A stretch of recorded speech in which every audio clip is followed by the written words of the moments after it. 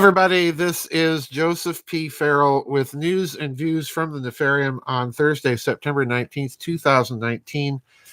Again, I'm on this new platform that YouTube came up with, so I have no idea what I sound like. Presumably, I'm sounding okay. But there is a lot of weirdness going on right now with this Saudi oil production facility, Saudi Aramco oil facility. And I've been trying to watch as much of the news on the internet and the analysis of this thing. And quite frankly, I'm baffled. I'm mystified. So anyway, we're going to look at a Zero Hedge article, then an article from a website called Raw Story, and then a rather lengthy piece of analysis that came out at Moon over Alabama. Now, the problem here is, as everybody knows, is Saudi Arabia is pointing the finger at Iran. Iran is saying no. The Trump administration said, well, we don't know. We're waiting to hear from the Saudis. And the problem, the fly in the ointment, for me is, well, why would Iran do this? Risk retaliation or further sanctions. And I can't find any good reason why it would do so. Why would the Saudis, they're kind of crazy, so I don't put anything past them or the people in Tehran. But again, why would the Saudis attack themselves? So the question is, who's really behind this and why? So I want to start out with someone in the chat room said Australia. I don't think it's Australia either, but you never know these days with things being so crazy. All right, so let's start out with a Zero Hedge article that appeared 3 days ago. And the article's titled, U.S. Officials, Aramco Attack Came from Iranian Soil. Secretary of State Pompeo to release evidence. And we're still kind of waiting for that evidence, Mr. Pompeo. Anyway, here we go. It says, quote, despite U.S. officials repeatedly over the weekend claiming they were certain attacks came from Iraqi soil, likely from Iran-backed militias acting as proxies, they've now changed their tune to lined up behind the latest Saudi military assessment. Okay? Now, first it came from Iraq, but no, that's wrong. Now it's coming directly from Iranian soil, according to the Saudis. Problem that I have there, obviously, the Saudis have their chestnuts in this game, and therefore anything they say should be taken with a whole lot of salt, a few grains of suspicion. Anyway, continuing. U.S. officials have told Fox that the attacks originated from Iranian soil, which is the first time such a direct challenge has been issued since the early Saturday morning crisis. Okay. Meanwhile, in this rapidly changing whodunit narrative, one key piece of recent history should not be forgotten after the Saudis announced Monday their belief that Iranian weapons were behind the attack based on an initial investigation. However, the coming hours will be interesting given a Saudi coalition spokesman said that photos will soon be released proving the U.S.-Saudi position, which points the finger at Iran. Mike Pompeo is also said to be prepping a report which gives a U.S. assessment of the evidence. And still awkwardly amid all these claims and counterclaims, after both Iran and Iraq have vehemently denied having any involvement, Yemen's Houthis have consistently and firmly admitted responsibility with no change in their original narrative. Okay? Now, I'm skipping a bit here. After the U.S. apparently ruled out Iraq as a launching pad on Monday following Baghdad's firm denial, it looks like Riyadh appears to be pointing to a potential direct cruise missile or drone attack from Iran. Now, Okay, folks, cruise missiles is what Saudi Arabia is saying, coming directly from Iran. If that's the case, I think we'd be seeing a lot more generalized type of damage than what we're seeing. That's my little problem there. Skipping now in this Zero Hedge article to one more paragraph. Quote, saying there was no link to Iraqi soil and that the attack which caused oil prices to spike to record levels the moment markets opened, initially surging to as much as 18% before retreating after President Trump authorized the use of the Strategic Petroleum Reserve to keep the markets well supplied. The Iraqi government further vowed to punish anyone who intended to use Iraq as a launchpad for strikes in the region. And so that's Zero Hedge. In other words, we don't really know who did this, all right?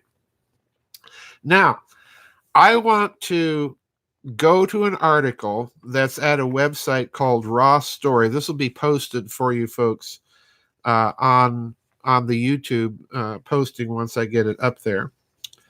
But this one is very interesting. I want you to listen very carefully. There's 5 paragraphs in this article that I find are very interesting. This is dated yesterday, so apparently this event just occurred a day ago. Listen carefully, I should say.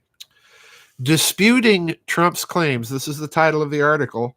Japan says there's no evidence Iran was behind the Saudi attack. Quote, we are not aware of any information that points to Iran, unquote, said the Japanese Defense Minister Taro Kono. Japanese Defense Minister Taro Kono told reporters Wednesday that he has not seen any intelligence. In other words, this is Japan talking here, folks.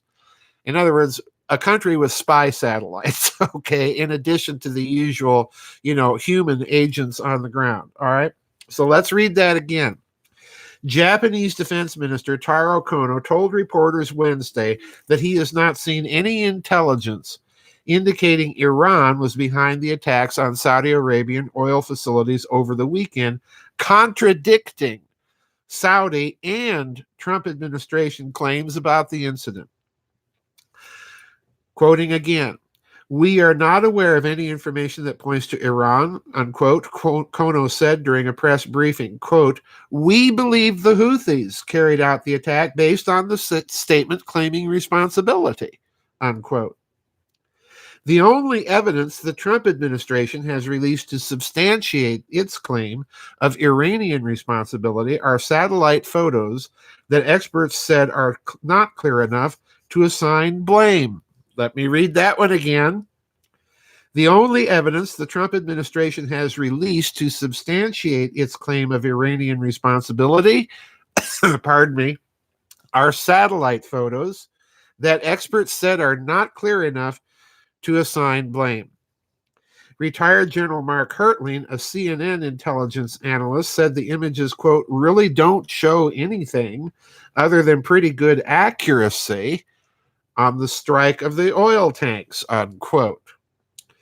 Kono said that Japan, an ally of both Iran and the U.S., is still in the process of determining who was behind the attacks, which were allegedly carried out by drones. Skipping several paragraphs here. The defense minister's statement is the second time this year that Japan has contradicted the Trump administration's attempt to pin an attack on Iran with insufficient evidence. Now, recall the earlier attack was really the administration versus President Trump because the president was kind of reluctant. And given some of the things that he's been saying with this one, it appears to me that, again, he's kind of reluctant. So it appears to me, I don't know, you guys may disagree, but it appears to me that once again, if this is coming from within the Western deep state, that someone may be trying to push Trump into a precipitate action, just like they've tried before with Syria. They tried it with President Obama with Iran. that someone wants to push this thing, kind of like they were trying to push Kennedy into an invasion of Cuba during the Cuban Missile Crisis. So I think we're looking at kind of the same scenario here. It's some faction, if it's coming from within the West. That's a big if. We're going to get to that in a minute. Anyway, continuing. The defense minister's statement is the second time this year Japan has contradicted the Trump administration's attempt to pin an attack on Iran with insufficient evidence. In June, as Common Dreams reported, the Trump administration blamed Iran for an explosion that damaged a Japanese oil tanker in the Gulf of Oman. Yutaka Katada, the president of the Japanese company that owned the tanker, publicly disputed the White House's account of the attack. And that, incidentally, recall that tanker incident was when Prime Minister Shinzo Abe of Japan was in Tehran. And to me, that was the biggest telltale sign that no, Iran is not going to attack a Japanese freighter. While the Japanese Prime Minister, nutty as the people running Iran are, they're not going to do that while the Japanese Prime Minister is in Iran, because, you know, Japan is going to find out about it sooner or later if they did. So before we get to my shoot in the dark high octane speculation of the day, and hey folks, on this one, my high octane speculation is not any better or any worse than anybody else's. I kind of want to do this to see what everybody else is thinking about this. I'm just going to tell you what I'm thinking about it. All right, there's a third article I want to link here to this story, and this one is at the Moon of Alabama. And I've been watching these stories about the analysis of the damage on this Saudi oil facility, and it seems to be more or less an emerging consensus from, you know, the alternative research field on the internet that are looking and asking friends that work in the petroleum industry and so on, that these were very precisely aimed and targeted attacks. In other words, people knew the layout of the plant very well. They knew what to target. And suspiciously, there are some people saying that this was targeted when the damage, and I don't know if this is true or not, but there are some people saying that this was targeted at a time when the tanks were more or less full, and therefore that the damage would be relatively minimal had the tanks been half full or something. And I don't understand this. If you're in the petroleum industry, maybe you can correct me if I'm misstating this. I probably am. But that the damage would have been much more substantial had it occurred when the levels in the tanks were different. So in other words, some people are thinking that that's a little sign or telltale clue that this was somehow an inside job, and I'm not discounting that. But anyway, I want to go to the Moon over Alabama. And this article that I will link, titled "Damage at Saudi Oil Plant Points to Well-Targeted Swarm Attack." And I'm just going to read some paragraphs from this article. This is a very good article, so I'll link it so that you can look at it. So the first paragraph I want to read states this, quote, Secretary Pompeo states that Tehran is behind nearly 100 attacks on Saudi Arabia, while Rouhani and Zarif pretend to engage in diplomacy. Amid the calls for de-escalation, Iran has now launched an unprecedented attack on the world's energy supply. There is no evidence the attacks came from Yemen. We call on all nations publicly and unequivocally to condemn Iran's attacks. The United States will work with our partners and allies to ensure that energy markets remain well supplied and Iran is held accountable for this aggression. Now, let's stop and analyze that. I do agree that it's unlikely that the Yemeni claim to have done this is true, because the sophistication of the attacks and the equipment used kind of rule them out. It has to come from a much more technologically advanced, militarily sophisticated player. Pardon me here. Bad sinus today, folks. But what's really interesting is to ask the question, would Iran have done such an attack without consulting its major allies, China and Russia? Now, they may have. They're that nutty, but my suspicion is probably not. And if they did consult, The Russians and the Chinese are being very tight-lipped about this. So it's their response right now that has me wondering just what the heck is going on. Was this a rogue element within Iran? Who knows? Again, I don't know. But I'm throwing all of this out there to start getting people to start thinking about this, because there's too many discrepancies in this cobbled together official narrative. Now, I'm skipping several paragraphs here. The pictures, and you can see the pictures in this article, the pictures show some 17 points of impact. There are cars visible in the second, more detailed picture that demonstrate the gigantic size of the place. The targets were carefully selected. At least 11 of those were egg-shaped tanks with a diameter of some 30 meters or about 100 feet. These likely tanks are likely tanks for pressurized or liquefied gas that receive the condensate vapor from the stabilization process.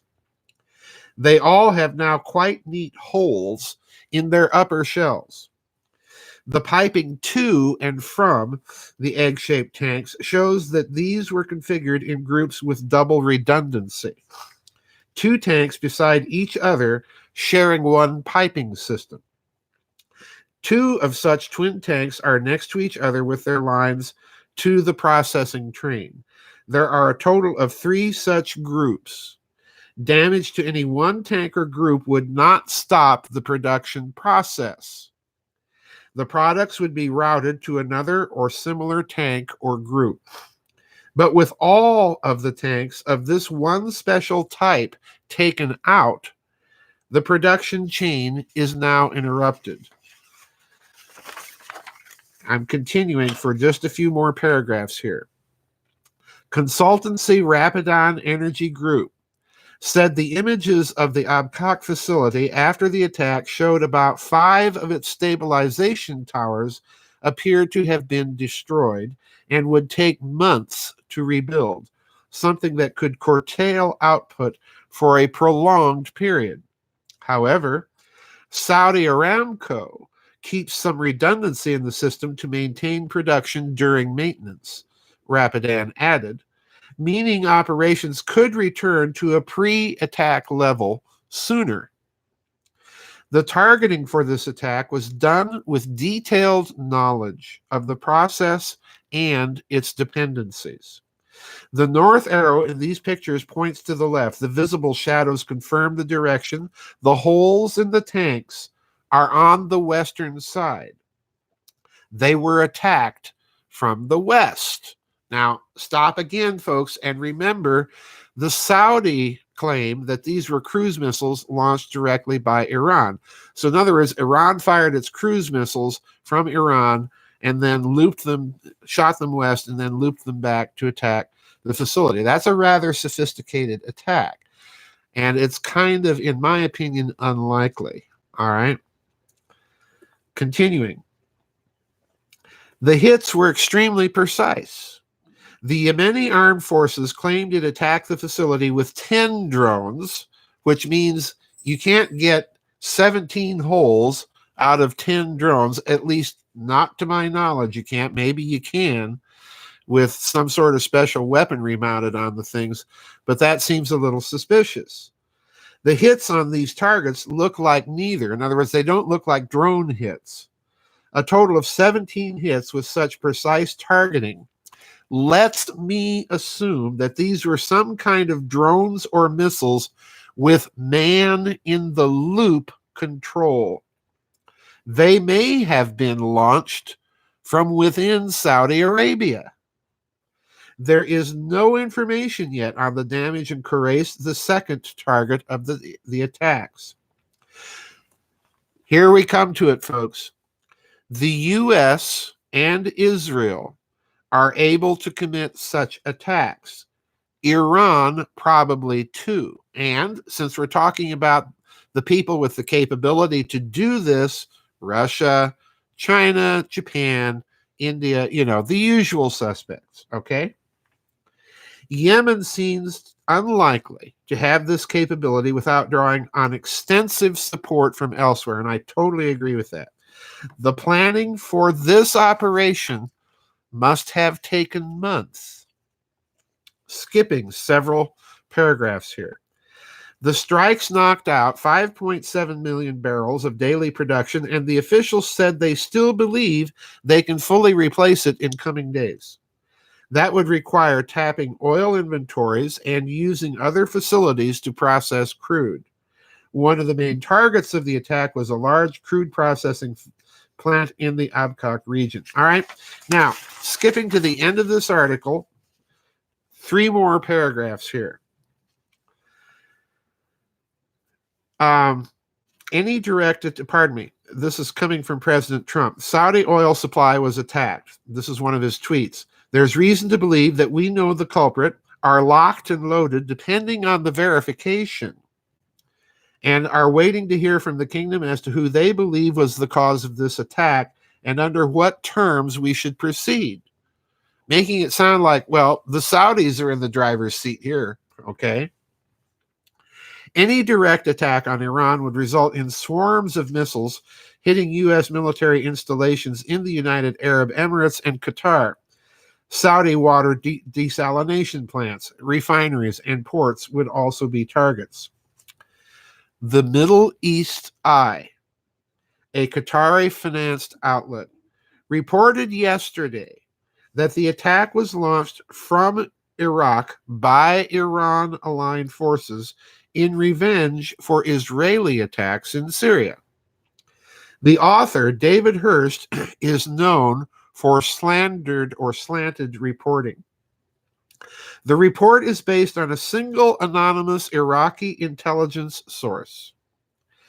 Qatar, which is struggling with Saudi Arabia and the United Arab Emirates over its support for the Muslim Brotherhood, would like to see a larger conflict involving its rivals east and west of the Persian Gulf.